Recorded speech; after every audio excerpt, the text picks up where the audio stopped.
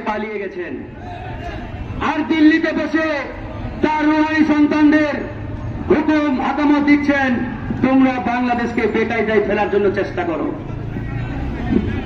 আর তার রুহানি সন্তানরা না বুঝে তাদের আম্মাজানের কথায় রাজপথে নেমে তাদের পিঠের চামড়া নিজেরাই তুলে ফেলছেন। আরে বেকলের দল, পৃথিবীর ইতিহাসে এরকম ঘটনা কোন দেশে ঘটে নাই যে দেশের প্রধানমন্ত্রী এবং কেন্দ্রীয় মসজিদের ইমাম একসাথে পলায়ন করেছে। এটা একমাত্র বাংলাদেশে ঘটেছে। জাতীয় মসজিদের ইমাম আর প্রধানমন্ত্রী একসাথে দেশ ছাড়তে বাধ্য হয়েছে। প্রিয় বন্ধুগণ, আমরা সেদিকে যেতে চাই না। আমরা একটা কথাই বলতে চাই, আওয়ামী লীগকে নিষিদ্ধ করতে হবে। আওয়ামী লীগের বিচার বাংলার মাটিতে করতেই হবে। এ বিষয়ে গণ অধিকার পরিষদ নো কম্প্রোমাইজ পজিশনে। হিন্দু পরিবারে পাশ করা হবে না। ঘরে হাসিনাকে দিল্লি থেকে এলো জনগণের বিচারের কাঠগড়ায় দাঁড় করাতে হবে। আর যদি না পারেন বলে দেন, আমরা তৈরি আছি, আমরা জনতার আদালত করব, জনতার আদালতে ঘরে হাসিনার বিচার করব। সারা বাংলার মানুষ দেখবে যে ইতিহাসের নিকৃষ্ট স্বৈরাচার ঘরে হাসিনার বিচার এদেশের জনতার আদালতে হচ্ছে। এর বাইরে আর কোন বক্তব্য নেই, কোন কথা নেই। প্রিয় বন্ধুগণ, আওয়ামী লীগ, ছাত্রলীগ, যুবলীগের বিচার হতেই হবে। এবার আসেন গণ অধিকার পরিষদ। ইতিমধ্যে আমরা 300 আসনে এককভাবে নির্বাচনের ঘোষণা দিয়েছি। কারণ আমরা জানি পুরাতন রাজনৈতিক বন্দোবস্ত দিয়ে এই বাংলার মানুষের আশা আকাঙ্ক্ষার প্রতিফলন ঘটবে না। এই 54 বছরে যে বাজার রাষ্ট্রীয় ক্ষমতায় ছিল তারা পদে পদে জনগণের সাথে প্রতারণা করেছে, বেইমানি করেছে।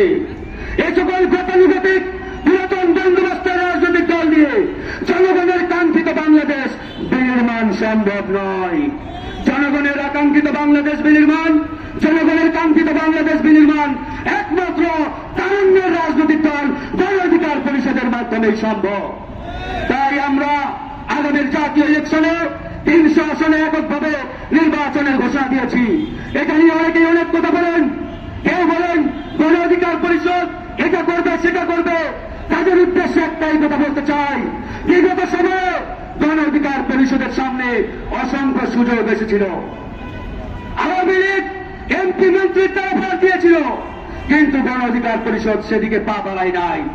কেউ যদি মনে করে থাকেন অমুক দলের পেটে গিয়ে কয়েকটা আসন নিয়ে গণ অধিকার নির্বাচন করবে, আমি বলতে চাই গণ অধিকার তারা পেটে ঢুকে রাজনীতি করার জন্য আজকে এ পর্যন্ত আসে নাই। আমরা বাংলাদেশকে নেতৃত্ব দিতে চাই, এই দেশকে পরিচালনা করতে চাই, আগামীর বাংলাদেশকে লিড দিতে চাই। সুতরাং হালুয়া রুটির ভাগ বাটোয়ারার চিন্তা গণ অধিকার পরিষদ করে না। আগামীর বাংলাদেশ তারুণ্যের বাংলাদেশ হবে।